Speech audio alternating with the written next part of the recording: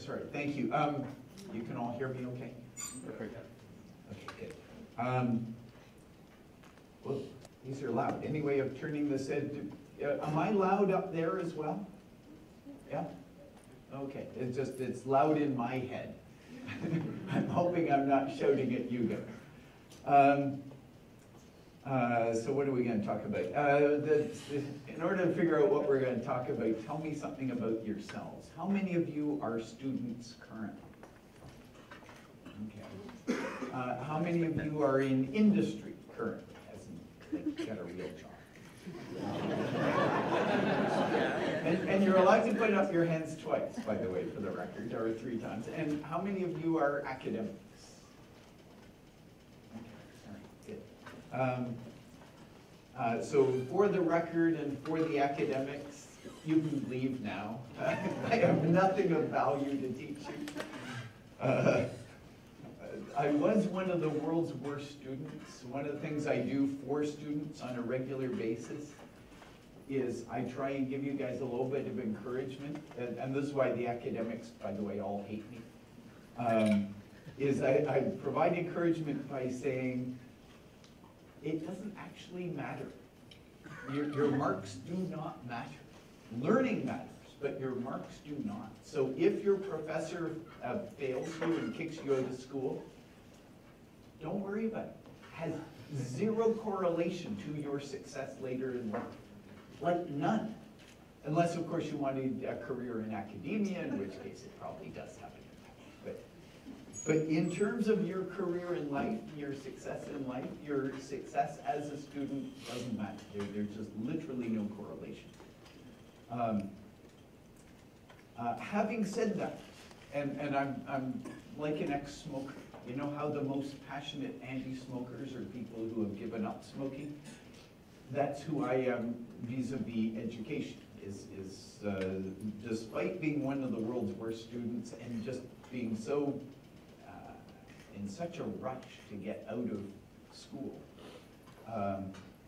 I've since come around to recognizing that our whole society is completely dependent on educating our kids better than we were educated. And that'd be one of the topics I'd be happy to talk about, but it's one of the things about open source. Hell, it's one of the things about the internet that's so cool, is we are in fact educating this generation of kids better than anyone else. So, but we are at the Seneca FSOSS, something. Open, what does it stand for? Oh, so the first thing is not an O. That's our logo. It's a logo. It's a logo. Free software and open source symposium. Okay. So I should talk a little bit about open source. So where should I start? Because I'm a huge free software and open source fan. Red Hat is truly committed to free software and open source. Everything Red Hat distributes is distributed under the GPL. I don't know how many of you guys have paid attention. How many of you know who Richard Stallman is? Okay. In your studies of Richard, how many of you have ever met Richard Stallman? Okay, good. Okay, those of you, so everyone else, go talk to those guys. When I tell you that Richard Stallman is possibly the most difficult guy you'll have ever met in your whole life. Unlike me, he is a true ideologue. Like he should start his own religion, and he'll, you know, thousands of years from now, he will be the Messiah. Because he has a Messiah complex in the true sense of the word. Yet we accuse people of having Messiah complexes because they're full of themselves and we're tired of them bragging. A true Messiah complex is that you have seen the truth and you are dedicating your life to enlightening the rest of the world as to what the truth is. And Richard Stallman is, in that sense, has a true Messiah complex. So I will, at one and the same time, tell you that Richard Stallman's probably the most difficult guy you'll ever deal with. and tell you that he is a hero of mine and a hero of the free software open source movement. Because his contribution was the invention of the GPL.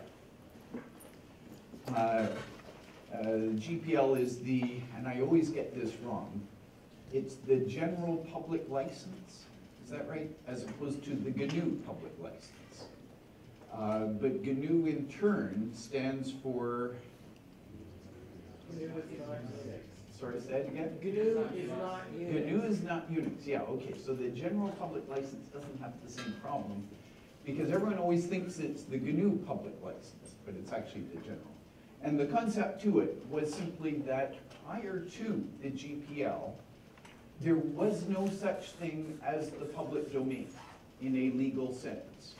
If you wrote software and you wanted the world to use it, so you just put it up on this is before the internet, so you put it up on BBS. yeah, Gopher, one of those. Anyone could take your software, could make even modest revisions to it, and copyright the whole thing, including your code, such that you would have to pay them copyright the payments or royalty payments to use your own code. Because legally, there was no such thing as the public domain. Arguably, still to this very day, it's a legally difficult concept. So what Stallman's innovation was to recognize that everything was being copyrighted. There was all this law and precedent around what copyright said. And he goes, hold on, why can't we use that to protect the public domain? So he simply wrote a license that is a copyright license that simply says, this software has to stay in the public domain. Anyone can do anything they want with it, provided the changes they make to it also are subject to the terms of the GPL. And that innovation all by itself, the GPL, by the way, for those of you in business, is a crappy license for actually even trying to build an open source company. But it doesn't matter. It is the license. The moment you license your project under the GPL, everyone can trust that your project is in fact an open source project, and they can trust you and your project because it's GPL. The moment you try and improve on the GPL and you change some of the terms, so it's now the NPL, if you remember that one, the Netscape public license, no one really likes it because now they have to read the effing NPL to figure out whether or not there's a gotcha clause in there that they can't trust. Whereas had Netscape just published the Netscape browser under the GPL, we would still be using the Netscape browser instead of Firefox. So that is the innovation, and I'm a big fan of the GPL. A big fan of free software and open source, because in fact, and this is what no one seems to do, well, let me explain. Everyone thinks I'm a smart guy. And I keep going to conferences like this, and people go, oh, you're Bob Young, you figured. I go, no, I'm not. I'm a typewriter salesman. I'm just a schmuck like the rest of you guys. But what I understood was I had been in the hardware leasing business in computer rentals, both with Hamilton and then subsequently with Vernon Computer Leasing. And the rule in the hardware world was that hardware evolves forward faster than software does. So as a hardware rental company, the sales guys for a digital equipment company in Hewlett-Packard would come into us and show us their next model of PDP 11 or a VAX. They had a VAX computer for us now that it was so much better than the PDP 11 computer. And we would say, but it's of no value because our customers aren't asking us for VAX computers. They want PDP computers because all their software works on PDP computers. It doesn't work on VAX computers. And we'd say, go away, come back and visit us in a year or two once there's some software for the VAX computers and our customers might actually need to rent some.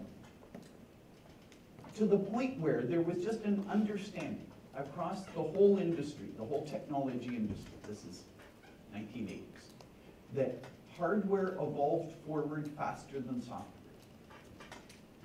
And when you would stop and think about this, you go, this is the stupidest thing you ever saw. It takes, you build a new computer, a VAX computer, digital equipment company, they put $1 billion into designing it. They have to build an effing factory to produce these things. And yet they could produce a new version of a VAX computer faster than Oracle could write a new version of their database. And it just made no sense, because software is just if, then, and go to statements.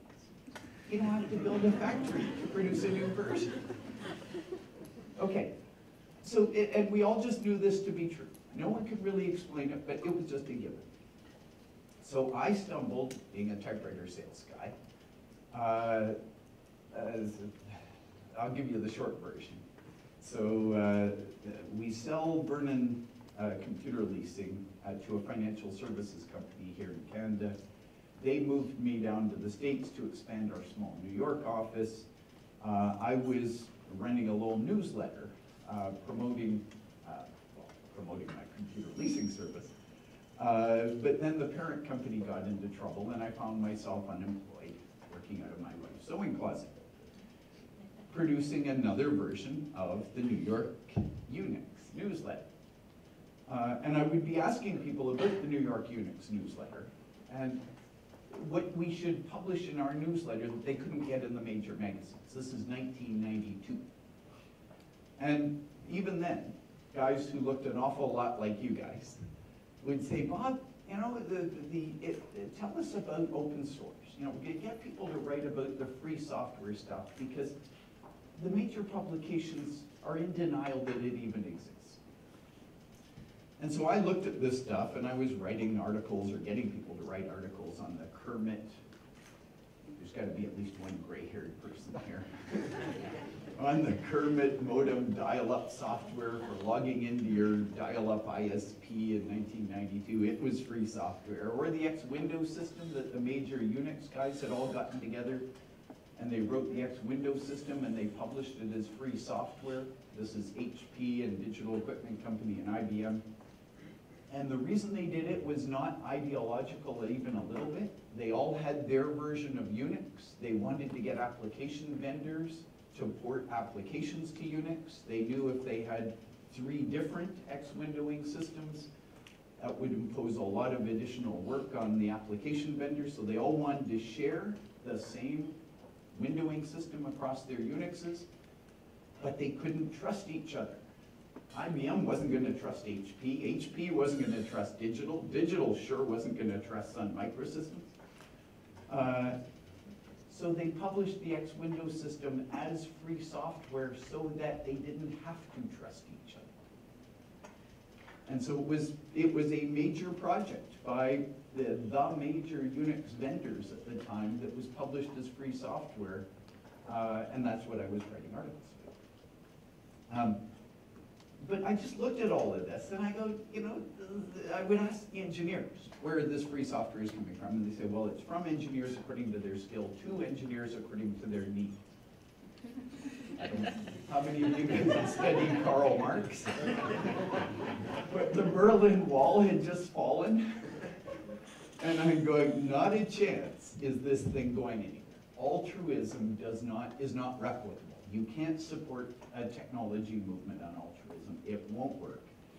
And so I was just waiting for this to fade away.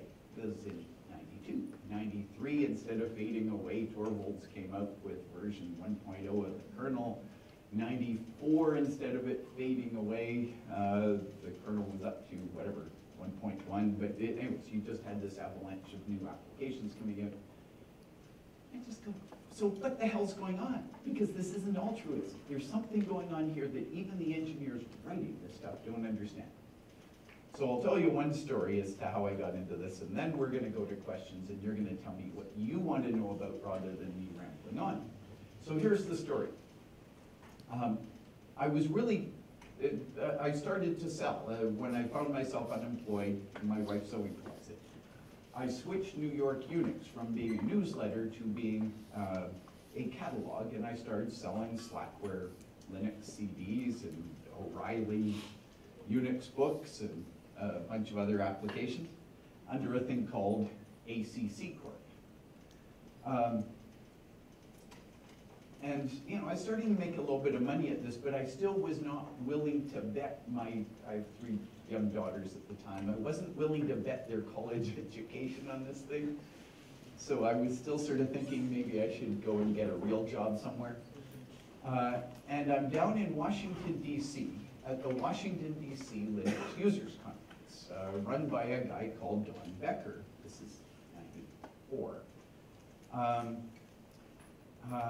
And Don was an engineer at Goddard Space Flight Laboratory.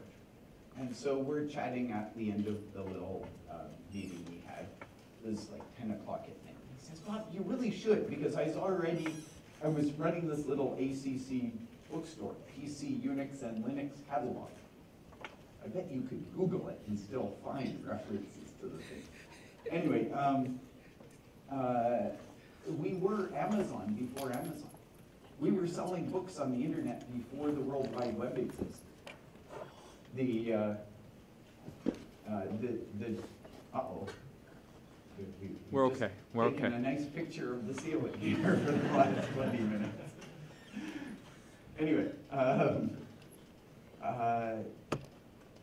so I go to Goddard Space Flight Laboratory with Don. There's a whole nother story. Buy me a couple of beers after this, and I'll tell you about how does a Canadian get into Goddard Space Flight Laboratory at 10 o'clock at night on no notice. But anyway, so we're there, and I'm admiring what he's building. And he is had bought 16 boxes, Intel boxes, and they're 4 up, 4 across, wrapped in duct tape, with Ethernet cables connecting each of them to the others across the back. And Don's area of expertise, the reason he was a well-known guy at that time in the open source space, is he had built all the Ethernet drivers for the Linux kernel. And what he had done with this duct-taped set of boxes is he had unplugged a $5 million Cray supercomputer. And he was using about $150,000 worth of PC boxes to do the same parallel processing work that the Cray had to do. And so I'm in the back of my mind, I'm going, okay, this is all altruism. And Don was one of the first guys to tell me it was altruism. So I say, so Don, all the software you're writing for these Ethernet drivers, that's pretty slick stuff, right? And he goes, yeah, I like to think so. So I say, Don, who pays your salary? He goes, so, yeah, Goddard does. And so who bought you $150,000 worth of PCs where you're using this to write software that you then give away for free? Why doesn't Goddard put a copyright on it and charge everyone for using these Ethernet drivers and try and recoup some of your salary? Don stops and goes, oh, that's a good question. I have no idea.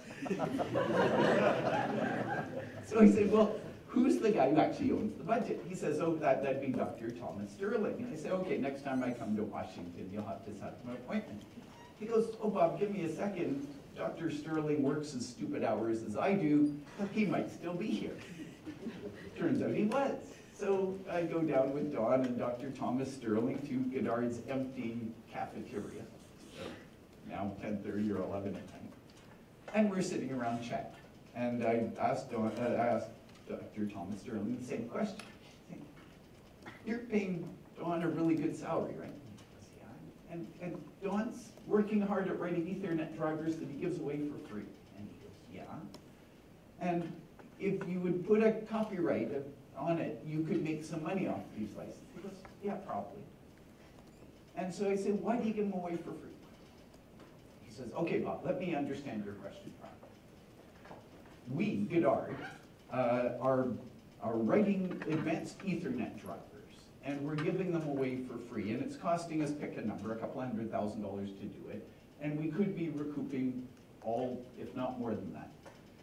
But we give it away for free, and all we get in return for giving it away for free is the Ethernet drivers are maybe 20,000 lines of code, maybe a megabyte worth of data. And all we get back is a gigabyte worth of operating system with complete source code and a license to do whatever we want with it. And you're taking advantage of me? And he had just articulated a barter system. And I go, I get barter systems. That's a real economy. That's why the Sun and Digital and HP guys were building the X window system together. It was because they couldn't trust each other, but the reason they did it is they could barter. Each of them contributed engineering resource to the effort in order to get back a richer, more valuable product than if they tried to hoard the software they were doing. That's precisely what Godard was doing with these Ethernet drivers. They gave away Ethernet drivers in order to get back a complete operating system. And barter systems work. And open source is one of the world's great examples of a scalable barter system. But the reason I got into it, once I understood that, seriously, it was one of the aha moments in the early formations of Red Hat, because once I understood that, no idea how big a business we could build, but the fact that you can build businesses on top of barter systems, so Red Hat could afford to give away every line of code we write for free on the basis that we get back better code and more code than we could write ourselves. And once I understood that, I could bet my kids' college education. There's your anecdote for the morning. So, enough about me. What do you guys want to know? You must have some questions or some thoughts. Hamilton Tiger Cats, right? Are we going to win tomorrow? I'll tell this story while you are thinking about your questions, which is there's a reason I wear a Tiger Cat hat and not a Red Hat, because I'm no longer involved in the management of Red Hat. But as my host explained, Red Hat is now a billion-dollar corporation. They have 9,000 employees. This is a company that was in my wife's sewing closet only 16 years ago. It's an out-of-body experience, sorry, buy me a beer. But not being on the management team or the board of Red Hat, I'm no longer on message. So I'm allowed to tell you all sorts of wild and crazy ideas about Red Hat, provided you guys don't go and try and short Red Hat stock, because the idiot Bob Young clearly doesn't know what he's doing. So wearing a Tiger Cat hat means that I'm allowed to speak about open source and Red Hat without running a risk that the stock will crash tomorrow morning. But seriously, what do you guys want to know? You must have some questions. Yeah, please. Two questions. So you mentioned that you called the GPL license a crappy license. So I'm kind of interested in what you meant by that. And a related question, you talked about the Unix vendors putting out X window system as free software. And obviously they put it out under the MIT X11 license, which is a permissive license, not a popular license. One of my observations is that when companies want to collaborate in that way and they don't trust each other, in some ways I think the GPL makes more sense. So just, what are your thoughts on that? So what's your background? Do you have a law background? What do you do? Currently I'm manager of the open source graphics team at AMD. So we do the Radeon open source graphics drivers. So this is precisely why I wear the Tiger Cat hat. Because I'm frequently talking to people who actually do know what they're talking about.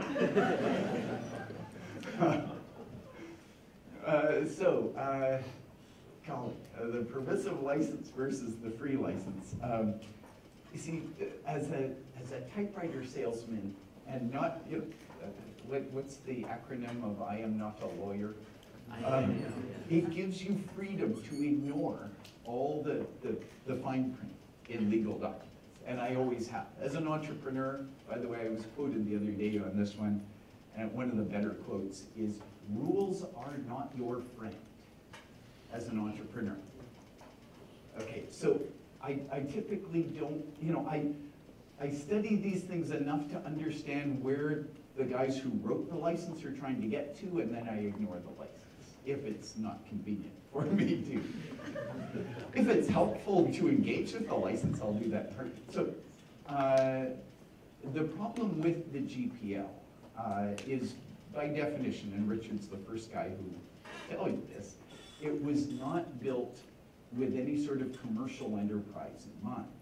So it doesn't address certain issues that commercial vendors have to think about, such as, where is that fine line between when I add something to a GPL piece of software, it is quite correctly virally captured by the GPL license, versus when I attach something to a GPL piece of software, that's somehow okay, and I can keep my software under some other license. And that's the biggest single problem with GPL, is Richard didn't really care about that crap. And if he cared at all, he wanted to make the GPL more viral, not less. And so there has been ongoing debates. I used to be involved in these. It's one of the reasons I'm happy I'm out of Red Hat, is I don't have to think about this stuff anymore. Of, okay, how do you actually make those connections? And how do you write the language in the license that is clear? I used to, when people would ask me about it, I go, well, we're actually trying to count the number of angels on the head of a pin here, because no one's actually going to read this stuff anyway. We're just going to keep on doing what we're doing. But it is actually. For all that rules are not your friend if you're being an entrepreneur, and you really have to empower yourself to get beyond whatever the rule says. And by rules, I'm including how your friends and relatives and competitors think of your industry, because in every field of human endeavor, there are more assumed rules than there are actual rules. And one of the challenges you've got as an entrepreneur is just to ignore everything that isn't written down. And even if it's written down, you should still ignore most of it. What was your question again? Well, I guess when you talk about the Unix vendors writing the XML system and not trusting each other. So it seems to me that if you don't trust each other, that the permissive licenses are not that great. I mean, I get that they help you commercially, but they're not that great, because how do I know, I'm Sun Microsystems, how do I know that HP is not doing something special that they're not sharing with me? Because the license doesn't make them share. But in their case, their permissive license is governed by their little association, and their little association determines whether what you're doing is okay or not. So you're not actually beholden to Sun, you're beholden to the association that owns the license. And that works. The Apache license and the Apache Foundation also works, because there's this little body that is supposed to be unaligned. It's subject to all the politics every human organization has, but it actually does work, where you have, and that's the interesting thing about open source is if there are, pick a number, 1,000 key pieces of software that make up the Linux operating system, the Linux kernel being exactly one of those, there are probably 20, 30 popular licenses. And all of these pieces of software use one of the 30, and many of them have adapted whichever license they're using to be their own. And so now you have arguably hundreds of licenses out there. And most of us just ignore them all, and we treat them all as free software. We're allowed to do whatever we want with them until the owner of the license puts up his hand and says, no, you can't do that, and then we have interesting conversations with those owners. And just on the subject of licenses, here's another story. And so I presume there's a dozen other questions by now. But I run into, yesterday, I'm at a little conference in Raleigh called All Things Open. I run into a girl called Karen Sandler, who I'd never met before. Karen was a lawyer who happened to work for the Free Software Foundation at one point in her past, and she was now running a thing called the Free Software Conservancy. And she was telling me, immediately prior to that, she was the executive director of the GNOME Foundation, or the GNOME Project, or whatever they call And she was telling me that SUSE Linux has just switched from the KDE desktop to the GNOME desktop. How many of you guys knew that? Okay, how many of you guys know that there is a KDE versus a GNOME desktop? Oh, good. Okay. So here's the story you guys are going to find fascinating unless you have lots of gray hairs and you've already followed this story, which is that the KDE desktop was out there in 1996 and had just huge traction. And the guys at SUSE in Germany, open source is big in Germany, were doing a great job building a great desktop for Linux with one hiccup, which is the SUSE, the KDE desktop depended on the Trolltech graphics libraries. Trolltech was a small Norwegian software maker who had done a good job building these graphic libraries. And they used a permissive license as opposed to a free software license. And so we approached them saying, hey guys, can you open source your libraries, because we can't really use KDE if we're using your libraries, because we can't trust you. It's not that you aren't nice guys. And they would say, well, we are nice guys. We're always going to let you use our license. Don't worry about it. And we did worry about it, to the point where they were convinced that if they open sourced their software, they didn't have a business model. This is the guys in Norway, the Trolltech guys. And we couldn't convince them otherwise. And we bet Red Hat. We bet more money. We took Mark Ewing off of all of his work on Red Hat Linux and put him in a separate little office in our little campus when we couldn't afford to do this. And we gave him 2 engineers and we said, you're going to write a better desktop than KDE. And the amount of grief we got for that, because we were just balkanizing the desktop on Linux for no apparent reason. If everyone got behind the KDE desktop, Linux would have a single desktop. It would be everywhere. Application vendors could port applications to Linux with certainty that they would run on all the Linuxes around the world. And Red Hat, for no apparent reason, was forking the Linux desktop application simply because they had this academic argument with the guys at Trolltech. That's the background. The amount of grief I took over that, like the whole time I was at Red Hat. And no one really understood it. They all just assumed I was more of an ideologue than Richard Stallman was. And I find out yesterday from Karen that the guys at SUSE have just abandoned the KDE desktop and are using the GNOME desktop. And so GNOME is now the standard open source desktop for all Linuxes everywhere. And it's just, holy cow. Sometimes doing the right thing actually results in the right outcome. I haven't been involved in GNOME or KDE for more than 10 years. And that's the result of a movement that we started back then. It's very cool. Sure. The other side of that coin, I would, from my observer status, which is really low, totem pole, is Ubuntu has supplanted Fedora in mindshare on people's desktop. Which one has? Ubuntu? Ubuntu, yeah. And it seems to be because they kind of ignore those issues. It seems to me that people like Ubuntu because it comes out of the box with all the fun things that Fedora thinks it really better not do because of patenting and copyright reasons. Okay. Like the MP3 player and so on. And so it seems like that's a case where taking the high ground has lost the battle in a way. Yes and no. Keep in mind. I should say I use both, but my loyalty is with Fedora. Yeah. So I'm a big fan of all the Linux distributions. The guys at SUSE and Caldera and Pacific High Tech or Turbo Linux never understood this. That I saw them all as allies, because my competition wasn't with SUSE or Turbo Linux or Slackware. My competition was with Microsoft. Oh,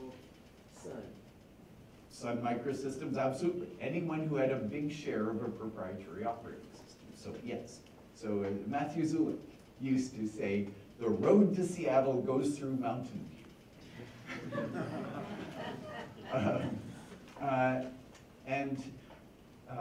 So yeah, it's a valid point. But Red Hat doesn't care. Not in the sense that we don't care, like if we're ignoring people, but in the sense of we're focused on where we can create the highest value.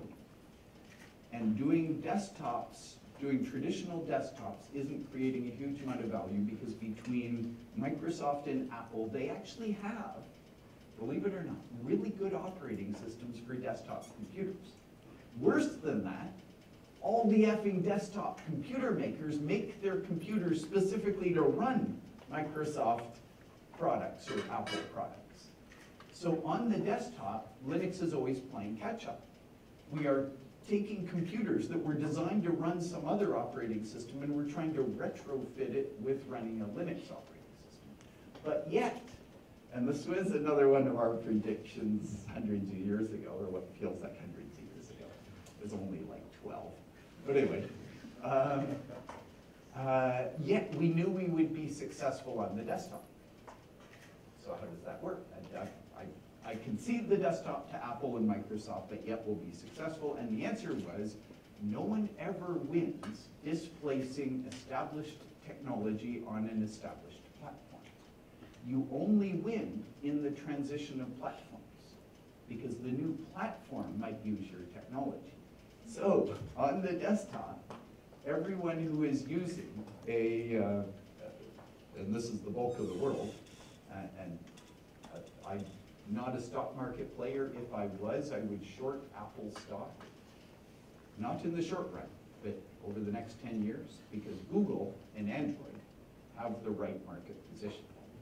And I'm convinced Google and Android and the various implementations of Android is in fact going to take over, because it already is. All the Android makers, the Samsungs, the HTCs, are selling more units than Apple is.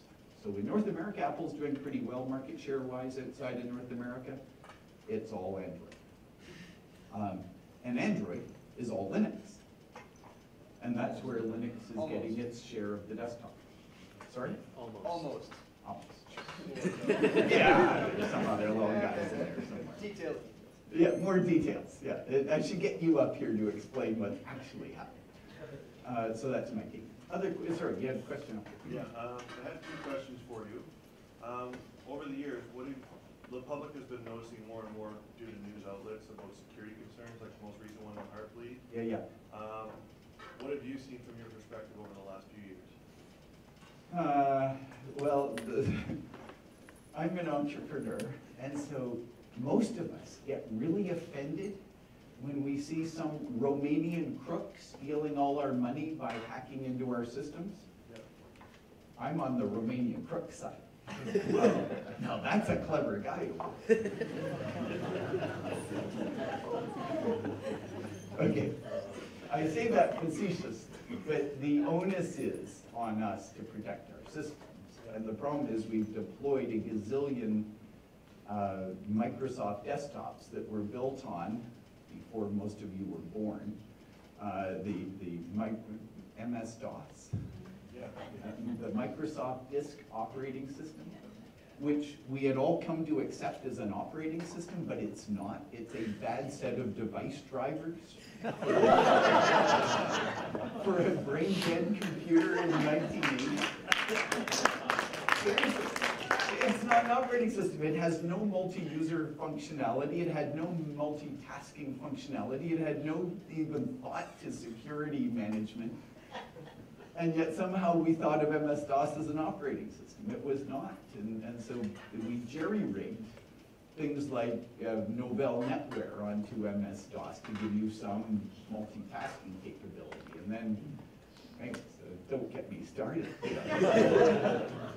And better than that, I'm the TechWriter salesman. So it's guys like me who create the anarchy that you guys all have to deal with. Because it's not the best technology that wins in the marketplace. It's the best marketed technology that wins in the marketplace, and that's frequently really crappy MS-DOS stuff. And so Bill Gates is a hero of mine. Okay, sorry, I have to back up.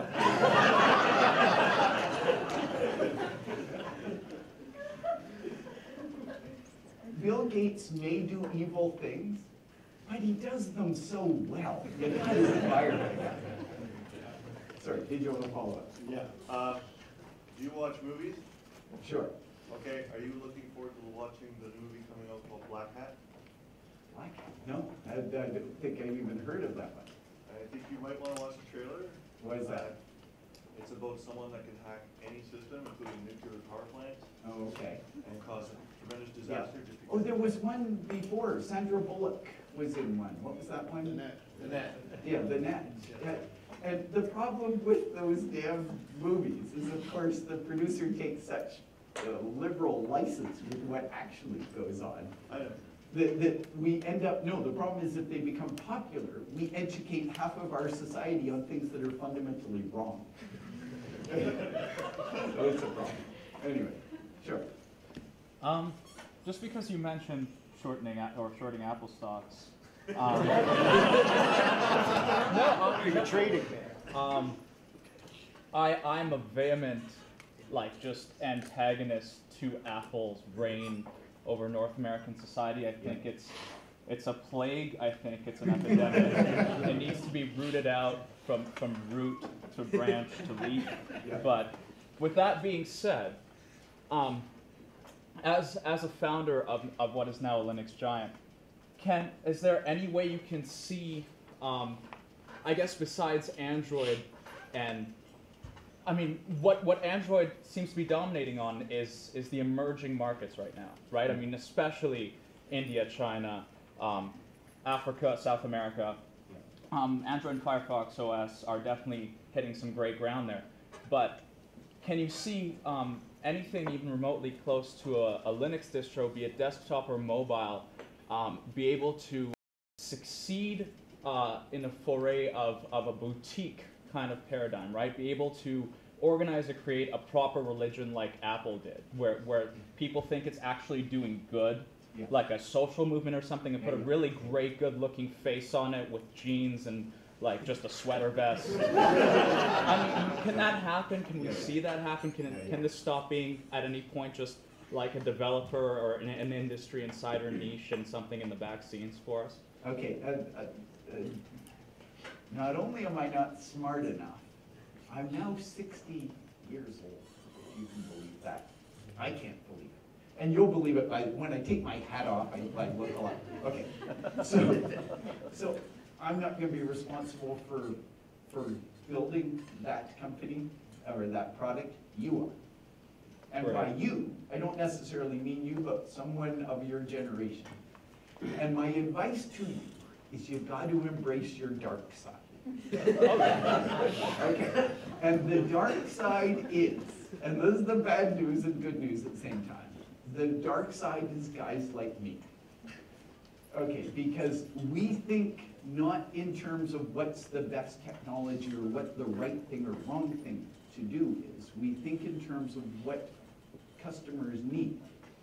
And most customers are not like the people in this room. Okay, you guys are a fraction of 1% of the world's population, because you actually care about technology and you actually pay attention to technology. And most of us don't. We just want a solution. We just want a phone that works, or a smartphone that gives us the right directions to the Timmy's down the street.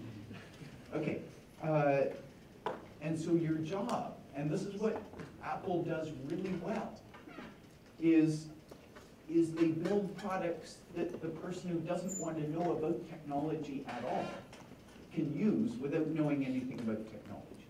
And that's why Apple doesn't believe in open source. I had a great story, just one of it, I was telling the Godard story. One of the other aha moments in the very early stages of Red Hat is I was out at Unix Expo in San Francisco in 1995.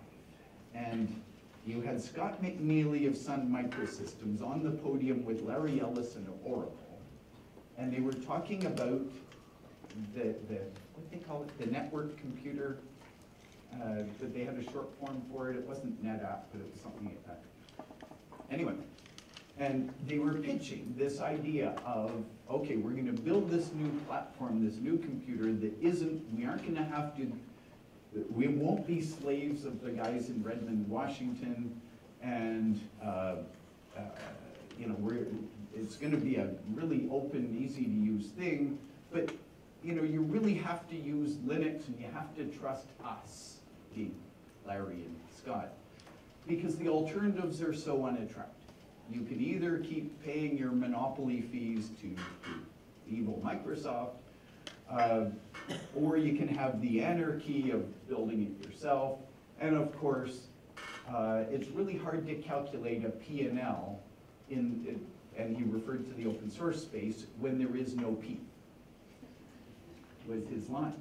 But the point is, he stood up there and he said, basically, how I heard it was, you got Microsoft over here, you got this open source thing we don't understand over there, and you got us in the middle, and so trust us. And I was betting on this guy over here, and here you had leaders of the industry acknowledging that we existed, that we were a threat, and I was the only business guy willing to bet my kid's college education on the thing that had no P in the P&L. And it was a really inspiring kind of moment. That'd be really cool if we could make this work. I was just a kid in the audience at that time. Other questions? Sure, at the back, we'll come back. And then the sombrero, or whatever you call that thing. Okay, I'll go. How do you deal with open source software that your business relies on that's poorly maintained or non-maintainable? Ooh, there's a good one. So the question is, how do you rely on open source software that is poorly maintained or not maintained at all? And now we're into the whole evaluation of what do you mean by poorly maintained or not maintained at all. Short answer is, if it's really poorly maintained and the maintainer is an idiot, don't rely on it. Rule number one. Rule number two is, if it's that important to you, maintain it yourself. And most poorly maintained projects are open to a shift in leadership, because all the other people relying on that piece of software also are suffering the same problems. And so on a regular basis, this is one of the interesting things over the years I've followed, you guys probably have other examples, is you do get shifts in leadership of open source projects. Not very often, but it does happen. And it almost always happens for that reason, which is the guys maintaining the previous version just weren't very good at it or weren't very committed to it. And yet there were people relying on that software, and someone put up their hand and said, I want to do a forked version of that. And the market, all the users, just followed the new guy. The best single example was H.J. Liu was doing the Linux libraries, the Linux C libraries from 1992 through 1996. And in 1996, a different team proposed bringing the Unix GNU C libraries over to Linux. So we shifted from H.J. Liu's library project, and H.J. acknowledged that this project, that the Linux C libraries had grown beyond his capability to support it. And he was a great programmer, and he understood the stuff. He was a terrible leader, and he knew he was a terrible leader. He did not speak English well. He just wasn't a very social guy. And so when this other team, it was mostly the old Cygnus guys at Cygnus Solutions, who are now part of Red Hat, but they stepped up and said, hey, we want to port the GNU C libraries over to Linux and use those. And everyone in the Linux community went, phew. But this was early 96, late 95, I want to say. It created a huge hubbub because there were a bunch of people who were trying to, even at that point, support proprietary software on Linux. The guys at Caldera were doing a good job talking up proprietary software vendors to port their stuff to Linux.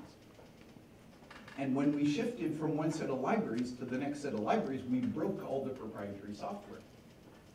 And so the business people, the computer magazines who were starting to follow Linux at the time, wrote headline stories on how Linux has just broken compatibility with previous versions and has broken all the applications that are being ported to Linux, and the proof that Linux is not a reliable platform. And all of us in the community go, but we just changed library, just recompile your software, it'll run just fine. This is free software, just recompile. We give you complete source code. We give you a license to do whatever. If there's a hiccup, fix it and send in the patch. We really want to hear it. and the proprietary guys had no idea what we were talking about. It's like we were talking Greek to them. And it was a hubbub. It played really well for Red Hat because we were the first guys to move our distribution from the old libc libraries to the new, at that point, the new GNU libc. And the whole community loved it that we ported as quickly as we did because the community, all the SendMail guys, the Apache guys, they all knew that the old libc were broken. And they wanted better libraries. And Red Hat immediately moved to the better libraries the moment they were available, and everyone was happy with that. The guys at Caldera tried to maintain the old libraries for a period of time because their proprietary software partners weren't prepared to just recompile their code. So there's no easy answer to that. When you're talking about 1,000 different projects, it boils down to, okay, let's dig into what is the circumstance of that particular project. But as a general rule, do not rely on poorly maintained software. I don't care if it's open source or proprietary. If it's poorly maintained, don't rely on it. Okay, how much time? One more question. Oh, now I gotta choose. Who's the most important person here? How about the striped shirt guy? Just because he gets points for being willing to wear a striped shirt. So I work for a company that has a proprietary offering and also a Linux offering, and there's a huge culture clash, of course, between the two. And I mean, I'm on the Linux side. This makes sense to me, but I always hit that barrier. And I'm wondering if you have any tips or things like how do you? Because those are a lot of business people, a lot of managers. They don't. I keep wondering how can I get more effective at getting to understand that these are two different worlds and they work so differently. And sorry, so give me a little bit more. So I work for Wind River. They have a proprietary RTOS called VxWorks, and we have now Wind River Linux. And the Wind River Linux product is growing well. Okay. But constantly, once there's definitely a culture that you hit. As soon as there's like a barrier, and sometimes when you cross that, you're suddenly talking to somebody who doesn't understand free software or open source or the way that works, and there's a constant struggle up and down, like when those two cultures sort of hit against each other. Yeah, and Wind River, you're doing mostly embedded applications. Mostly embedded with telecoms and other stuff. And it's quite a bit of spread out a lot more than that. Again, there are as many solutions as there are problems by definition. And yours at Wind River is a particular one, because I've had conversations with guys who probably used to run Wind River. I can't remember their names, but my guess is going back 15 years, they're probably no longer there. But it is a challenge, and the challenge is the business model that works to keep your salary paid at Wind River. Of course. And if they naively make mistakes, thinking that, oh, we'll just open source it and somehow the world will like us more and give us more money, has been known to fail. Shockingly enough, people don't like giving away money. We all pay our rent. We all raise our kids based on money. If you give away all your money, it's really hard to pay the rent. So we all need good salaries. And so we need a business model that actually works for what we're trying to do to serve our customer, that our customer is willing to pay for because he can see the return on investment of buying your technology. And in Red Hat's case, because we're building primarily infrastructure technology that people like Google and eBay and the telecoms all rely on, they're willing to pay us a lot of money to maintain the version of Linux that they're building their infrastructure around. Whether or not they have to pay us money, they perceive value in our ability to support what they're doing. So in Red Hat's case, we got 1,000 different applications that make up Red Hat Linux, probably a lot more than that. They upgrade, pick a number, once a year, which means you're dealing with 3 upgrades a day if you're keeping your version of Red Hat Linux current. And that's what eBay pays us for, is so they don't have to deal with the 3 upgrades a day problem. For Wind River and an embedded side, it's actually a more complicated problem because you sell a solution to an embedded device maker, he builds a device around that solution, he never wants to look inside the software ever again. It's changing, but yes. Yeah. So his next release of the piece of hardware needs a new version of software. But the old release doesn't, so he doesn't need as much support from Red Hat as he might have. So I don't know. If your bosses at Wind River want to pay me a lot of money to come and consult on this work, or buy a season ticket to the Ticats, and I'll be all over it. Anyway, thank you very much for your time.